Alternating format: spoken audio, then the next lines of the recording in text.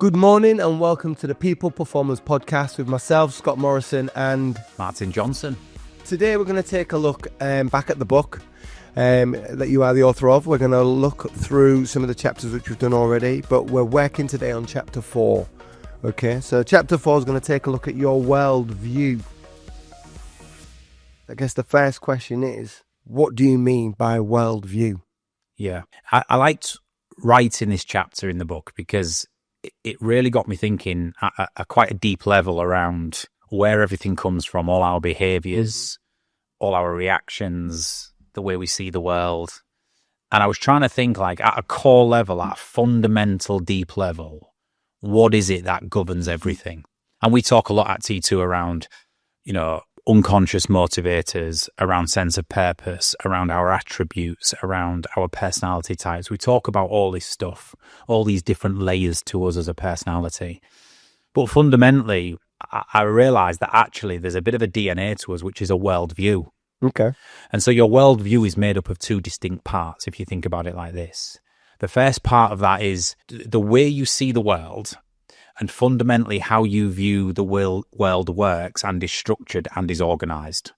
That's the first part. The second element of it, which is a really important element, is to what degree do you actually agree with the way the world works? Okay. Because you can have a view of the way the world operates, but you might not agree with it. Does this make sense? Yeah, absolutely. And you can also have a view of the way the world works, and you can actually be aligned with it and get on board with it. And so you're in sync. And so the first bit was to establish that there's two elements to your worldview. One is, what is the way the world operates in your mind, in your eyes? And number two, to what degree do you actually agree with that or not? For the two views there, I think for me, whilst I get the grand scheme of how the world works, there's definite elements where I think that shouldn't be the same. That shouldn't be right. That shouldn't be how it runs. But it is. And how do I get on board with that? Like you said there's elements to, do I agree with it? I think for me, I massively agree with how it is and I can get on board with it. But there's definite elements for different people who will sit there and go, this is all completely wrong and this is totally unjust and unfair. Yeah. So your worldview matters because it will inform every single situation you ever come across, every person you meet, every decision you have to make. You are coming from a base of the way you see the world.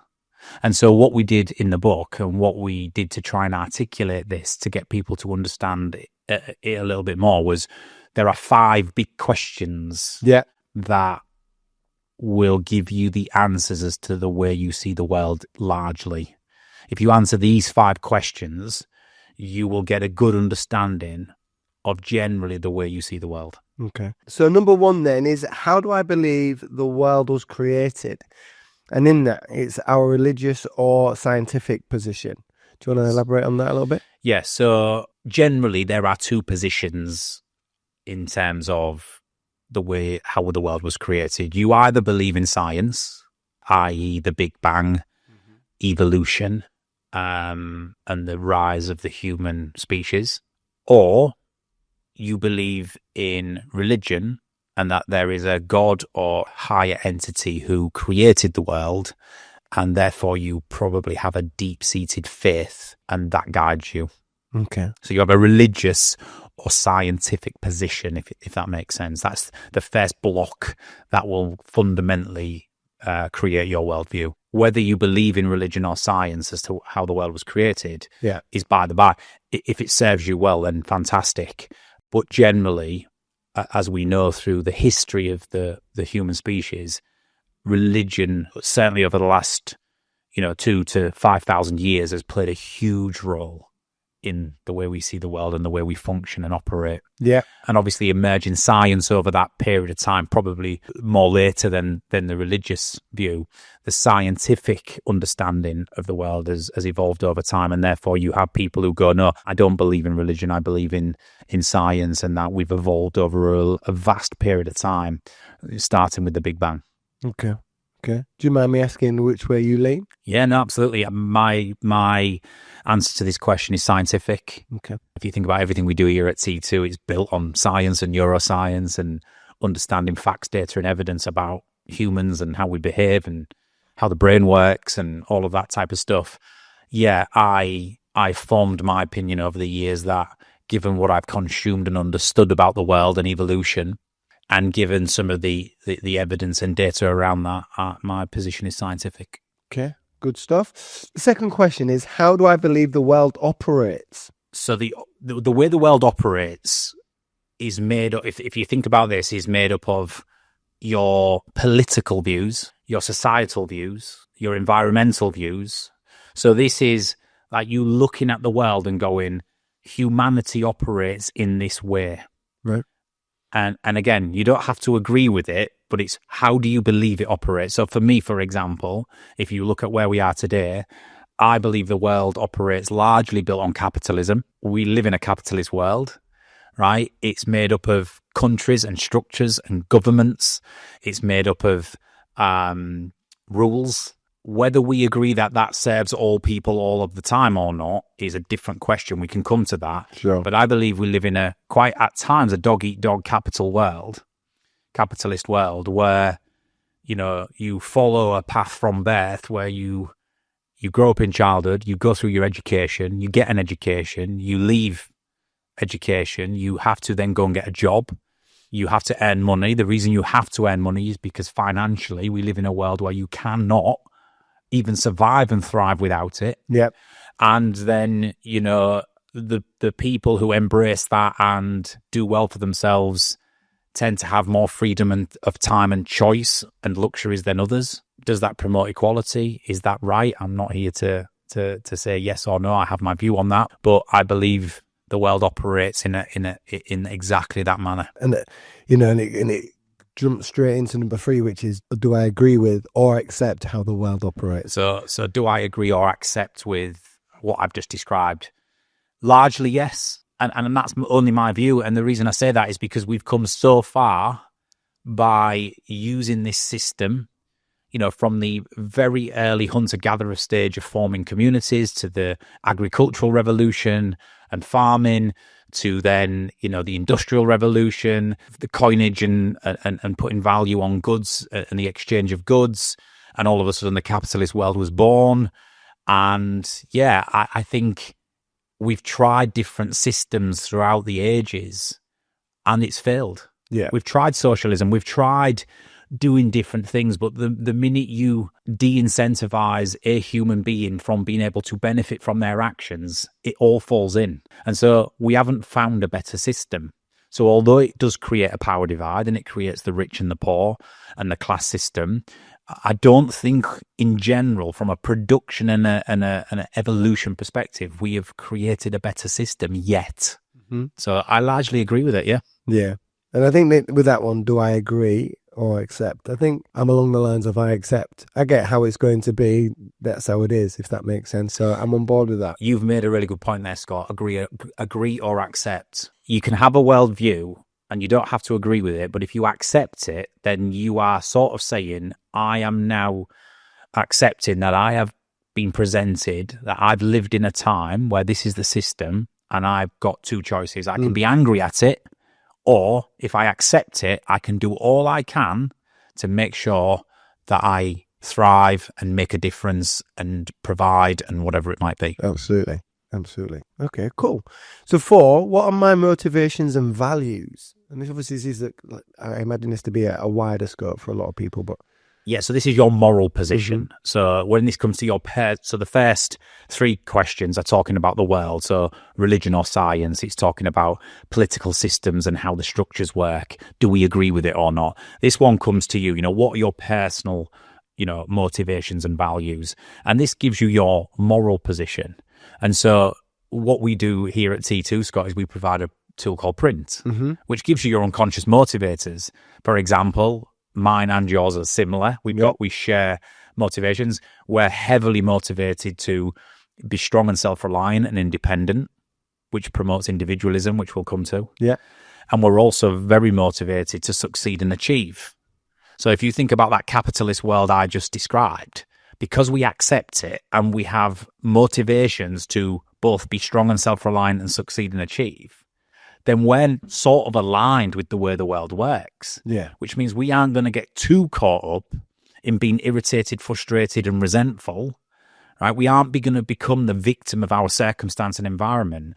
We're motivated to succeed within the system. Does this make sense? Yeah, and if you had completely different motivations, like to have peace and harmony in the world and to have meaning and make a difference, you are not so aligned with the way the system in the world works. So that could cause a bit of a challenge for you if your deep moral, inner workings are not aligned with actually the way the world operates. You're going to be challenged more, aren't you? Yeah, you are. Yeah.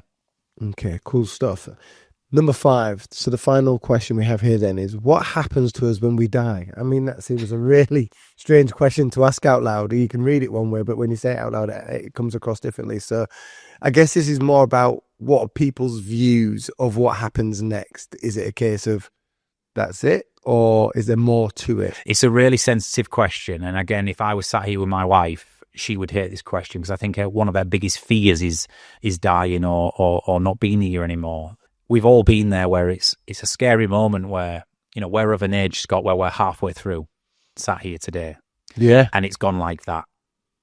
Right. And it's a sobering thought to think once that's repeated again, it's all gone. It's over.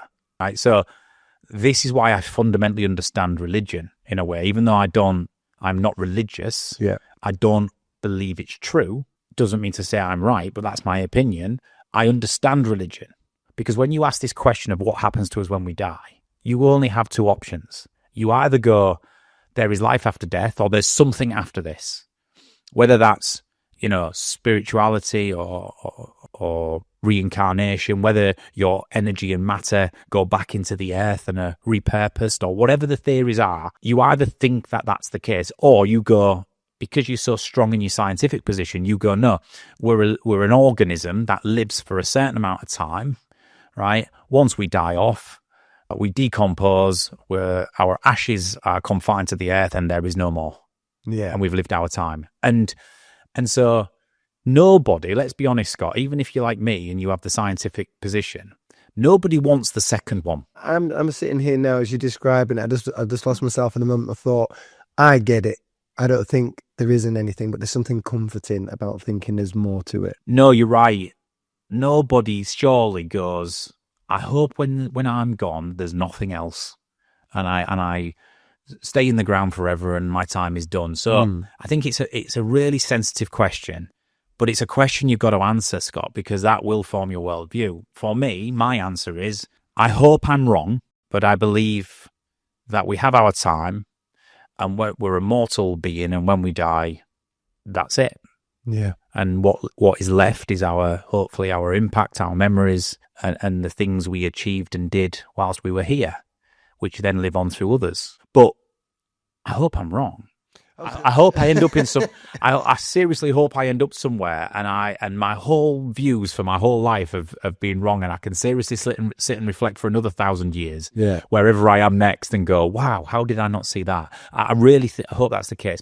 My personal view is not, and the reason why I come to that conclusion is because then I become very, very okay with mortality. Yeah. I become okay that it's one shot, right? There is nothing else, so let's maximize and use it. But I also get how the review of there is life after death or something gives some people hope, and it gives them a guiding sort of a set of principles to live their life by, which will hopefully serve them well, which will end up then, allowing them to live the life after death, whatever that may be. And so I get it. I absolutely get it. But my personal worldview is, yeah, you get one shot. You talked to me earlier on about the 10 potential outputs, or a wider view of views. We talk about humanism, pantheism, optimism. There's a few different variations, and I won't go into them all at that rapid speed. But we'll take 2 of them at a time, because there's lots. This list that I put in the book is not the only elements that can form a worldview, but they are. Let's say, the 10 elements which will absolutely be the mainstay of it, given them 5 big questions. Sure. And so you'll have polar opposite views. So you take them in 2s. Right. So you'll answer a bunch of questions and you'll come out one or the other. So for more dominant in one or the other. So for example, the first question that you asked, Scott, was how do we believe the world was created, religion or science? So if you believe the world was created by science and evolution, you will have a worldview which is built on humanism. Yep. Humanism is the world is a natural place based on science and reasoning. If you're more of a religious person who believes in God or a higher entity, your worldview element will be pantheism. So if that makes sense, it'll ask you a bunch of questions and it'll say, okay, so your first result is you're more humanism, which means you believe the world was created naturally by science and reasoning. Makes total sense to me. Okay. So that's the first question. Then you have optimism and pessimism. Everybody knows these. These are the two parts of the worldview that we all use in our vocabulary every day. So optimism is, I believe the world's my oyster, and I believe you can achieve anything you want to, and you have that positive outlook on life that anything's possible. Pessimism is that sort of more skeptical, negative element of a worldview where you go, well, I'm just this big in the world and there's a huge environment out there and I don't control my circumstances and my destiny. It's purely down to luck or fate type thing. So as an influencer, manager, leader, entrepreneur, what would you class yourself as in that? Would you be the optimism? Yes, absolutely. I think I definitely have a higher degree of optimism than pessimism. Mainly in I do believe, despite challenges, despite obstacles, despite this very complex world, I still believe if I put my mind to it, you can achieve anything you want. You'll make your way. Yes. Absolutely. Okay, cool.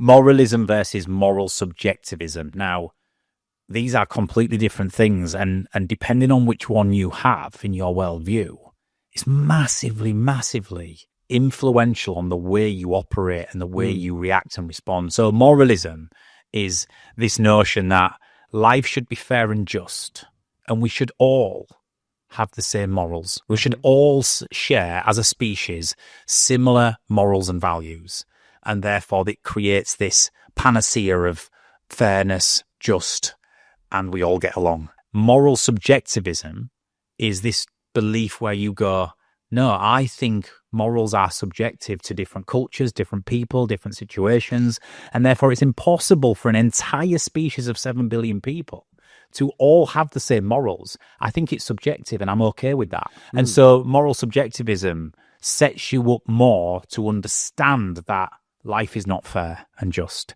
People don't think in the same way, and appropriateness is in the eye of the beholder at times. Yeah. And it's going to be interesting because I'm definitely going to get my wife Corey to do this, because I 100% think she's going to score on the opposite side of me every single time. Yeah, my wife scores opposite to me on a couple of these. We share the scientific, how the world was created view, but we differ on almost all the rest. Yeah. And my wife, for example, would absolutely, and I'm not so sure she thinks that the world is like this, but she has a desire and she believes it should be like this, i.e. moralism. Yeah. Whereas I'm like, no, moral subjectivism is absolutely healthy in the world, in my eyes. It's just that we have so many who have this deep-seated belief that it shouldn't be. And then we have this absolute polarization that we can talk about a little bit later on. The next element of the worldview is, are you more individualistic or do you believe in that collective way of life? And so what that means is individualism is, I will control my own destiny. I will be self-reliant. I'll make my own decisions. Individualism can be quite selfish, Scott. Nobody likes the word selfish. I sometimes, and if my wife's listening to this, she'll snigger, I sometimes would regard myself as potentially a selfish person because I'm so individualistic. I believe in individualism. As much as that goes for me in terms of the optimism, I can achieve anything I want to, and I will take ownership over that. It can lead, if it's excessive, it can lead to rather self-centered, selfish behavior. Whereas collectivism is things should be done together and for the greater good of all. So again, you start to see this trend.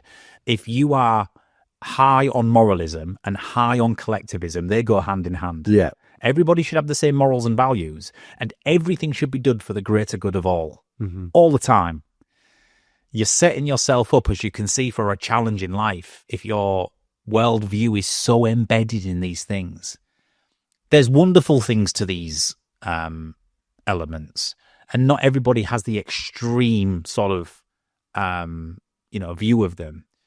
But you've got to look at it and go, right, as much as individualism can be self-centered and it's not a good thing, too much onus on collectivism is so unrealistic that you're just going to spend your entire life frustrated, triggered, right, and compromised and angry that others don't think the way you think. I was going to say, you're holding so many people to different levels and standards to what they're accustomed to or what they're able to deliver.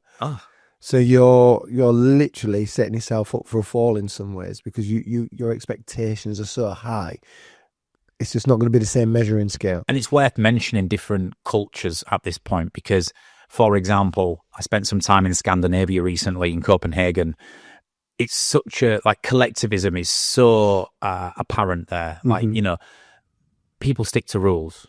People wait in taxi lines and offer spaces up to other people, right? People consider others and the greater good generally across Scandinavia more than any other place that I visited. Right. Whereas you come straight back to here in Britain and we're all just head down, looking after ourselves, pushing in, flagging taxis down. Rat race. Yeah, trying to nick the parking space. We're so much more individualistic here in the West, certainly in the UK and in the States, than some of the other cultures. Yeah. And so cultural difference is huge. And that's why I believe in moral subjectivism. It's definitely subjective and it's down to many different things. But that's not to say, because I do know you well, that's not to say that whilst the collectivism is a dream to some, you definitely do try and deliver that where you can. Yeah. So our environment, especially as a working environment, you will look to be as fair and as giving and sharing as possible. Yeah, it's a really good point because although my test shows and my belief is individualism,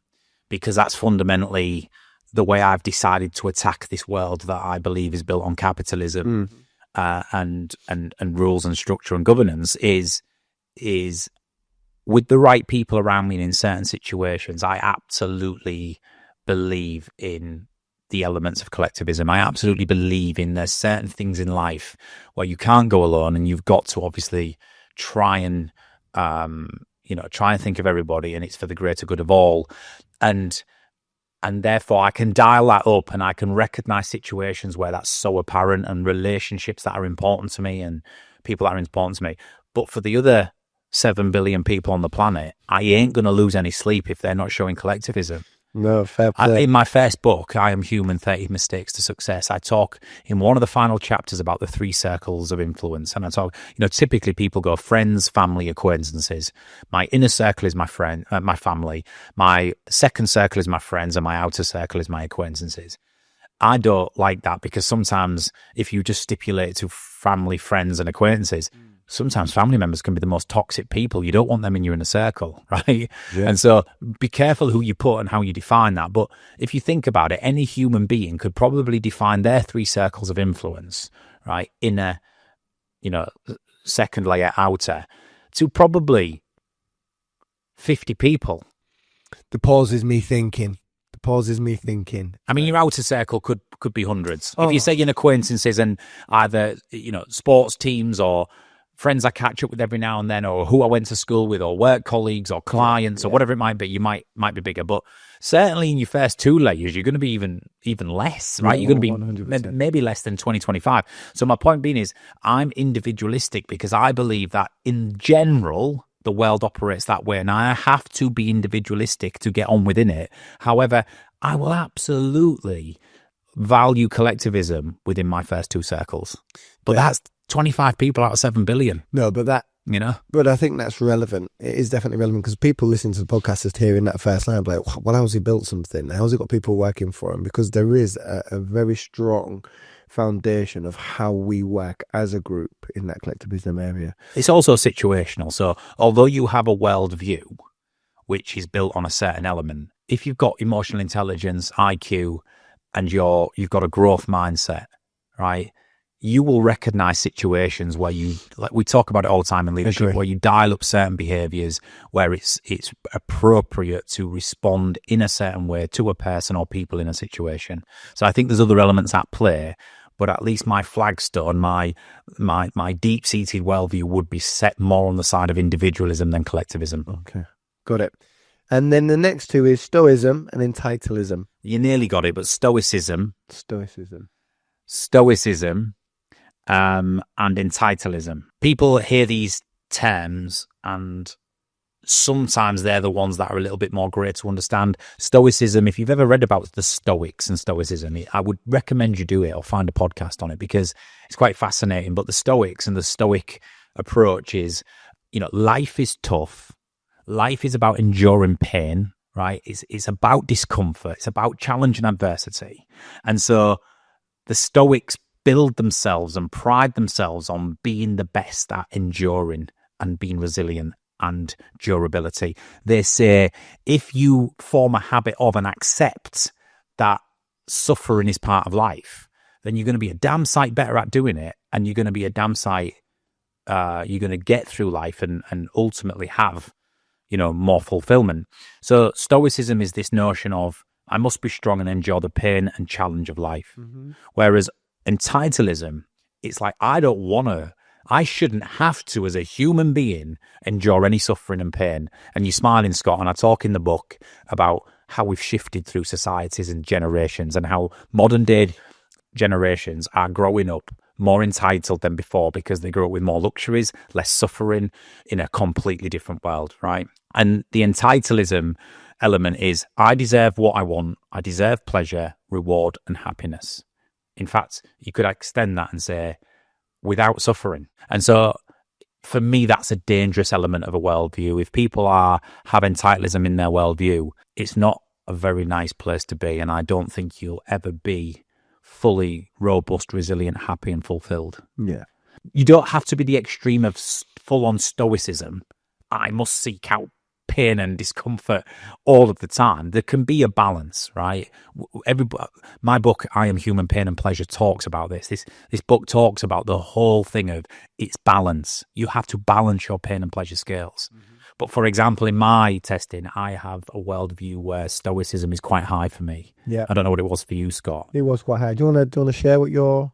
Yeah, so my results are humanism. I can't remember the percentages, but you probably have yours in front of you. But mine was quite high percentage on humanism over pantheism, which means obviously I believe in science and the Big Bang. Higher on optimism than pessimism. I was moral subjectivism, not moralism. So I was higher on everybody's morals are indifferent to different people. Higher on individualism than collectivism, mm-hmm. which again makes me strong, self-reliant, stand on my own 2 feet, but can make me rather selfish at times, which I've got to watch out for. And I was higher on stoicism than entitlism. I have a belief that life is not fair and you've got to endure. Yeah. Was you exactly the same? We was pretty bob on. I think we've got the same things, obviously different percentages. Moral subjectivism is my highest, and that was around the high 90s. I had optimism, which is high 80s. Individualism, high 80s again. Stoicism is mid 70s, and then humanism is around mid 50s. Yeah. So we've got the same outline. Well, that's interesting with you. So humanism is 50. So, and it was interesting because we had a chat before this, and a lot of people will find themselves on a mid percentage with this. So you said to me, I think fundamentally deep down, I believe in the Big Bang and that like science. However, really, really want to believe in something, and I really hope so. You'll find yourself like my humanism was 80% So I think I'm so far down the science route that I just have lost probably all hope of anything like that. Although there's an element of me that's wishes. But I think you're really split, and there'll be a lot of people listening to this who are like you. I think that's the case, and do you know what it is? I don't know if it's because even in being a parent as well, the scenario of, there's certain elements that come from the Bible, and just, I don't know, just little things that I want the boys to think about in being a better version of certain things and thinking this way. And we go to church every Christmas Eve, we do some certain things. Do you know what I mean? There's certain things that I like to believe in, but I like to believe it. Do you know what? And this is what I'll always say when people argue about religion and science, and extreme religion has caused a lot of the world's problems. Let's not beat around the bush. Religion has caused wars. Or it's the big. I was going to say it's the biggest turnout in the world. Yeah. But for most people who are religious in balance, what it gives them is a blueprint for life. The elements they take, whether it be from the Bible or from a certain faith or whatever it might be, if it serves them well, like you've just said in a number of your occasions, I absolutely see it and get it, right? Yeah. And so that's a really interesting, and that's where you'll get people who are split, because the pragmatic, rational, intelligent people who say, yes, probably the Big Bang and evolution is all true, but I just like to think that there is something out there. And then it comes to the last question. Nobody wants to die and nothing later. So if I absolutely keep my mind open, then that could still be an opportunity for me. So I think that's the question that will split people the most in terms of the percentage. But, people avoid these conversations. I say, ask yourself the questions and have them. Find out what you truly do believe and what is your worldview. Yeah. Because it's fundamentally, whether you like it or not, it is informing a lot of your behaviours, actions, the way you think, feel, act and behave on a daily basis will be coming from a number of things in your DNA, and your worldview is incredibly important to understand. Yeah. I mean, even we're about to approach Easter weekend as an example, heavily religious, obviously. But these religious events like Christmas and Easter, christenings, etc., have just become part of culture, Christian Western culture. It's become events synonymous with social and family values, right? So whether you're religious or not, I'm not religious, but do we wake up every morning on Christmas Day and get all excited and the kids open the presents? Right. Absolutely. Okay. Did the kids get christened? Absolutely. Yep. Do we buy chocolate and do Easter egg hunts on Easter? Yes. Absolutely. Do we go to the church and celebrate the resurrection of Christ? No, we don't. So for us, they are social and family, events and celebrations and values steeped in our history that we embrace and celebrate, but we don't do the actual church or the religious or the side of things. So no, makes sense. I think there's a difference between the two. I think there's a lot of people who aren't religious who will celebrate Easter and Christmas. And there's a lot of people who are religious who celebrate Easter and Christmas, but they also they go to mass or they, Oh, there's layers to it. There's layers. Absolutely. There's layers. Absolutely. Yeah, that makes sense. So they're the elements, Scott. I talk about 10 elements in the book. There is more. There's idealism, realism. There's all sorts of different things that we could go into depth on. But if you start with those 10, take the test, trans2performance.com/worldview, you will get a first percentage match on which of these elements of your worldview are quite high in you. Yeah. That's really useful information to know how you see the world. Do you agree with it? How are you likely to operate within it? What are your views? And what are your morals, values, and motivations? As a result. And just in the book itself, you give two very good examples, and you use the names John and Sarah. What was the reasoning behind that? These are two real people who answered these questions, but we protect their identities, and I call them John and Sarah in the book. John and Sarah ask the 5 big questions. They are polar opposite people with polar opposite views. And so what I do in the book is I talk through what their worldview elements are and give examples of pros and cons of how that's going to play out for them in certain situations. The good thing about this, Scott, is there's no right or wrong. Sarah's not right and John's not wrong, and John's not right and Sarah's not wrong. Sure. For example, Sarah believes in science, John believes in religion. Sarah is more individualistic, John believes in collectivism. Yeah. John believes in moralism and that everybody should share a similar faith and a similar set of morals because he's religious and that's what guides him. Sarah believes in moral subjectivism. So I present the cases in the book and talk through how two people can have two different worldviews. That is okay, but how that's likely to serve them well or challenge them given actually how our world functions and operates at this present moment. Yeah. So it'd be worth probably going into that. I think, yeah, definitely have a look in the book and have a read through that. I think it makes a lot of sense to me to see the two sides or the flip side of the mirror, if you like, or double-sided coin. But yeah, it makes total sense. And And I guess at this point, the message is, can you see how, and this is why I wanted to cover it in Pain and Pleasure in the book, because can you see how it is so fundamental to how we think, feel, act and behave? Like, even from a starting point, if you grow up in a religious family, so it's worth talking about where does this come from at this moment, I think. Like, where does your worldview come from? Right. Well, we always talk about nature and nurture here at T2. You are who you are based on your nature, which is your genetic coding passed on from your parents. Yep. From birth, you inherit 50% of father's genes, 50% of mother's. But then you have your nurture element, and the nurture element is incredibly influential on your worldview. So by nurture, we mean your parents, the way your parents parent you. Parental influence is incredibly important. I'll give you an example. If you grow up with highly religious parents, and I mean churchgoers, living by the Bible or whatever religion you're in, and you as a child have been praying every single day, you've been taught the curriculum of that religion every single day, you have visited your church or mosque or whatever it is every single day, you have, if you've grown up with that, then the chances of you becoming religious when you are older are quite high. Yeah. Now, generally, there's a bit of a rule. We can replicate our parents or rebel. So some people might go, hated all that religious stuff when I was younger. I don't believe in it. And you might rebel. But parental influence is quite important. So if you then set out on a path where you are religious and you have a deep-seated faith, that is going to shape and form your entire life. How you live, what you do, the decisions you make, everything will fundamentally be governed by that. Let's rewind. The same baby is born, but they're born into a family whose parents are absolutely not religious. In fact, they're both scientific nerds, right? One's a biologist, one's a science lecturer at school, and all of a sudden you're taught about evolution, the Big Bang. You're taught, and then you grow up as an adult with a completely different position, a more scientific one, a more humanism one, right?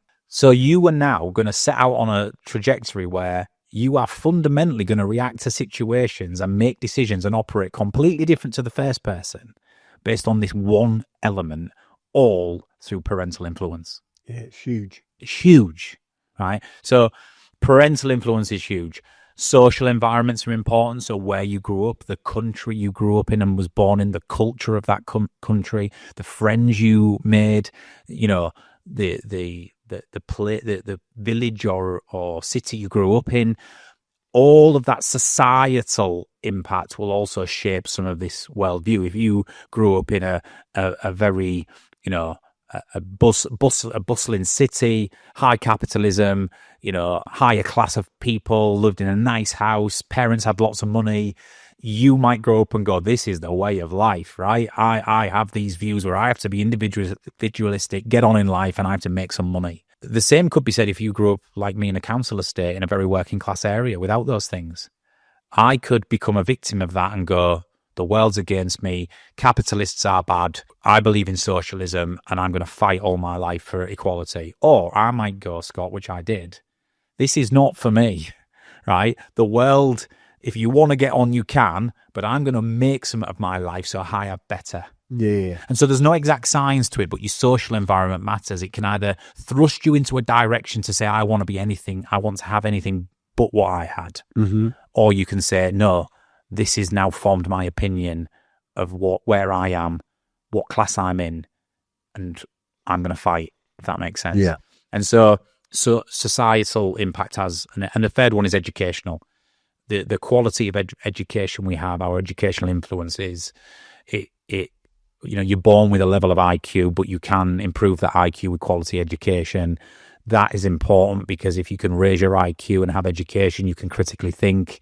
You have high degrees of pattern recognition, problem solving, spatial awareness, which then informs certain elements of your worldview. So that's where your world comes from, your nature and your nurture. But I always say this, and my experience tells me this, and I write it in the book. I think parental influence is probably the biggest one. The biggest one. And I think, like you say, the influence of that via the parenting, and it works differently for everybody.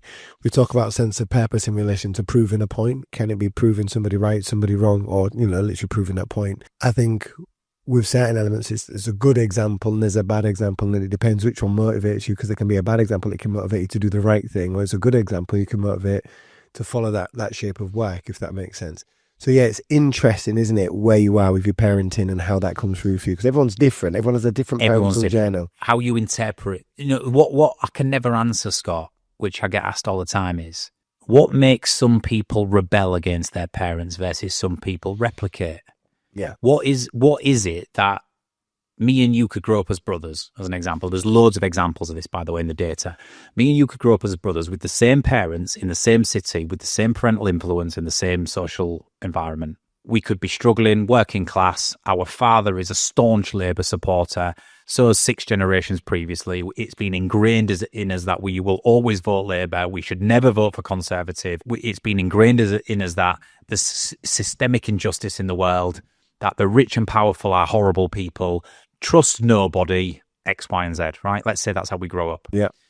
We could reach adulthood. I could follow in that path, become incredibly resentful of the world, decide that I can't possibly get my way out of this and it's all against me, continue voting Labour and banging the socialist drum for the rest of my life, and sort of following in the same footsteps and replicating that behaviour. Whereas you could go, I'm not having this. It's not for me. I'm going to move out of this city. I'm going to go and get myself an education. I'm going to go and get myself a job. I'm going to make myself some money, and I'm going to live in the middle class or the upper class, because that is the world we live in. And if I want for more, that's what I'm going to do. And me and you go in completely different paths. The question is what does sibling 1 me? What happened? Why have I replicated that life behaviours and views, and why have you rebelled against it and formed your own? I don't know the answer to that question, right? There's probably something in you, perception-wise, where you've just gone, no. It could be genetic. We just don't know. But the reality is you can rebel or you can replicate. And I think more people replicate than rebel. I think the rebellious ones are the few. And the reason I'll say that is, take political voting, for example. You only have to look at the electoral register and the voting over the last 100 years in certain demographics around the country, using the UK as an example. And there's a reason why northern working class cities, some of them have voted Labour for beyond 50, 60 years in a row now. Even though some of those manifestos and leaders in recent Labour years have not been worth the vote on the paper, because a lot of people cannot bring themselves to vote for anybody different because it was ingrained in them as a child that these are the devil, right? This is the way forward. You represent the people, you represent your family. This is what it is. Now, so I believe voting trends give you an idea that a lot of people replicate, certainly political standpoints and beliefs when it comes to a worldview. But there is the minority who replicate. Who rebel. Yeah. Yeah, it's definitely interesting. For the record, I rebel. Yeah. I think I rebel against my family norms, definitely. So that's the worldview. And I think probably the final bit, Scott, is like when I talk in the book about it, it's like I talk about controllables and locus of control, probably for another pod. But I want to touch on this point, mis and disinformation, and how that's supercharging, rocket fueling polarization. I know you're passionate about this. Yeah. So give me an example, because I'm not sure everyone at home or people listening will understand this. Explain it to the guys how you explained it to me earlier on, where the gap is now widening and people are getting views. You used a couple of different examples earlier on. I don't know if I want to use them ones again. Yeah, I mean, I think for centuries we had worldviews, or of course, but we were more likely to challenge them than we are now today. We were more likely to put them on in the middle of the table and say, am I right? Whether it was religion or science, for example, whether you should be individualistic or collective, whether everybody should have the same morals or whether it should be subjective. We would always maybe more likely in the past challenge these things. Yeah. Whereas we've got no chance of challenging them now. Polarization is happening at a fast rate of knots. Part of that is the digital industrial revolution, the internet. Part of it is social media influence in the modern day, but mis and disinformation now is a problem. So when I talk about it in the book, misinformation is false or inaccurate information due to flawed research, unsubstantiated facts, unreliable or unverified sources. So misinformation is, it might not be like devious and like intentional, but if people are putting up on the internet false or inaccurate information, or people are writing stuff without unsubstantiated facts or unreliable evidence, we are going to consume that. And unless we are really, really good at checking the sources that we are consuming information from, we're going to consume misinformation, which could form parts of our worldview or make them even more stronger and ingrained, which are not going to serve as well. Disinformation. This is slightly different. This is false or inaccurate information created or curated specifically and deliberately to deceive. So disinformation is propaganda. It's where we are starting to put stuff out there to deceive people into falling into our way of thinking. And as we know across the globe right now, the geopolitical position is there's a lot of countries and a lot of disinformation happening across the world to influence human beings into becoming stronger in their beliefs, to drive a direction or form a narrative. And so mis and disinformation is a challenge we face. And I often say, you look at the big threats to humanity, I think it's one of the biggest. Imagine a world, Scott, where we can no longer decipher what is true versus what is not. Don't know what you trust in, right? I mean, you see stuff on Facebook, Instagram, Twitter, whatever it might be. How do you know it's true? You don't. Top and bottom of it. You don't. But lots of people don't even ask that question. They just, they view something or they read something and then they get disgusted at it or irate at it. They share it with their own views. I mean, how many people have you seen on social media watch a video and it's another boat of migrants coming into the dock, and the video will say, today another 700 migrants crossed the channel of fighting age males, right? This has got to stop X, Y, and Z. Yet that video could be a video that's been repeated 10 times over. It might not even be today. It might have been 2 years ago. Yeah. But you are getting more agitated and angry. Your right-wing views are becoming more deep. Your anti-immigration views are becoming more excessive. You're then regurgitating that to all your community, and it's spreading like wildfire. Yeah. And the wonder, and meanwhile, the other people on the other side of the fence, the left socialist type of people who believe in immigration and freedom of movement, the other people on the other side of the fence, the left socialist type of people who believe in immigration and freedom of movement, they're getting angry at you posting that because you're a racist, which you might not be. And then all of a sudden, we've got polarization from a video that may not even be correct factually, time relevant or anything. Time like that. relevant, Yeah. correct. There was a one recently which was called out in the mainstream media and news when the Russian and Ukraine war kicked off. There was a video of missiles being launched at night. I mean, thousands of missiles being launched over the border at night. And I think the headline said, Ukrainians attack Russia, killing innocent civilians, or whatever it might be. That was shared millions of times, painting a picture of aggression from one side of the fence.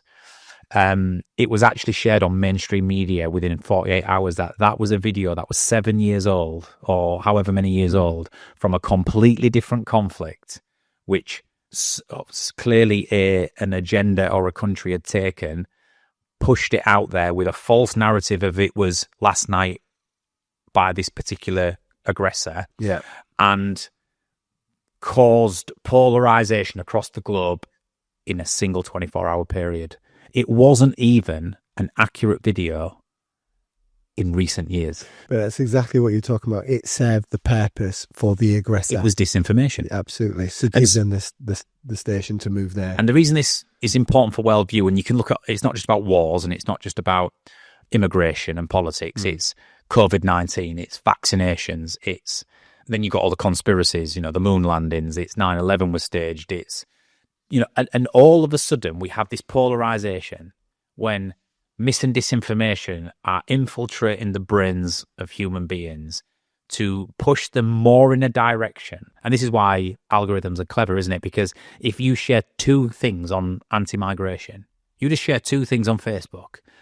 Whenever you log on, all you will see is similar content. Oh. And then sort of when you start then consuming it every day, your beliefs become more deep-seated. Your worldview becomes extreme. And then all of a sudden, you will lose the ability to critically think. And when you lose the ability to critically think, there's no hope. So misinformation, disinformation, I talk about it in the book. Incredibly important to understand. It's something we've got to solve going forward as a species, as a generation, the future generations. As great as AI is, as great as social media and technological capability is, we have to fix mis and disinformation. Otherwise, we're going to have a generation who will not know fact from fiction. They will not know what to believe. How will they ever be able to vote for a political party? How will they ever be able to decide what's right and wrong, what they stand for, what they believe in, where they focus their efforts, if they're just fed mis and disinformation? Just a final point, Scott, because you said about your wife then. What about kids? Because... Well, no, we're talking about parenting. So I've got my view, I've got my wife's view, and I've got 3 boys, 2 of them still at home, that will come through this sort of vortex of, well, that's what Dad said, well, that's what Mum said, well, which way do I go? And even in that whether it's disinformation or not, but there's 2 views there they've got to decipher as right or wrong for them. So how does that then build their moral code, their values, etc., etc.? So it's really interesting on how me and the wife decide to align or be able to decipher what information we give as fact and not just what we think or what we've read. Biggest tip I'll give people on this is, and we all don't get it right all the time with kids, is they ask you a question about some of these big things. Don't give them an answer. Ask them a question back. You got to, from an early age, I believe, get their mind so curious to critically think. So if we've had it at a dinner table where my girls are older now, and they grew up in a primary school which was quite religious, singing hymns, like going through the Bible, understanding religion. And then by the time they reached secondary school, both of them had gone the opposite direction. They were like, don't believe in that. I don't believe there's a God, etc. Yeah. My son is still 9. He's still at primary school. And he's still absolutely curious, asking questions. I never say to him, it isn't true, son. I say to him, what do you think?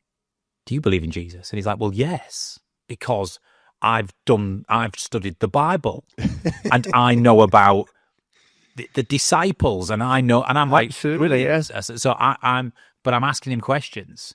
And as he continues to get older, I'll ask him questions. And at the point where he goes, like my girls have, no, I don't think that anymore, because having now looked at science and evolution and studied biology and stuff, I think I'm more on that side of the fence. And I go, great. But try to ask them questions back, not give them answers. Otherwise, we're just going to influence them into their way of thinking. They will form their own conclusions. But just as I believe you should never dismiss anybody who wants to be religious because you're not, I also believe you should never force somebody to be religious just because you are. Just because you are. And absolutely. Too much of this in the world obviously goes on. Freedom of choice, right? Absolutely. But this is a deep topic, so... I know, but I've really enjoyed it. So, yeah. Your worldview is important. It informs a lot of the way you see the world, which will inform a lot of your behaviours, your actions, your feelings. Take the test. Find out what yours is. If you want to have a little read of the book or listen to the audio book in your car, I would listen to that. But it's definitely something that not many people, hopefully, Scott, listening to this, will have thought about this in any meaningful way. Yeah. Hopefully until now. So, but yeah, should you have any questions for the listeners, anyone with any questions around what we've discussed today, pop them in the comments and we'll do our very best to get back to you with an outcome or an answer or another question if Martin's getting the reply on. But yeah, absolutely brilliant. Martin Johnson, thank you very much for your time today. Thanks. Thoroughly enjoyed it. And we will speak to you guys again very soon on the People Performance Podcast.